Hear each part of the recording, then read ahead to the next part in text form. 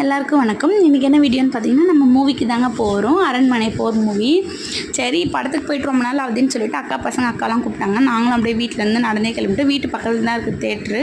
அதனால் நடந்தே வந்து டிக்கெட்லாம் வாங்கிட்டு சாம் கணக்கு கொஞ்ச நேரம் விளையாடிட்டு இருந்தார். அதுக்கப்புறம் படம் ஸ்டார்ட் பண்ண ஆரம்பிச்சிட்டாங்க. நாங்களும் உள்ளே போயிட்டோம்.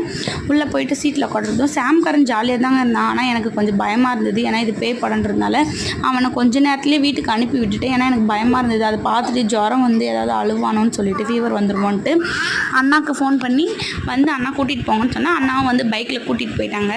அதுக்கப்புறம் கொஞ்சம் நான் ஃப்ரீயாக படம் பார்த்துட்டு இருந்தேன். நல்லாவே இருந்தது படம்.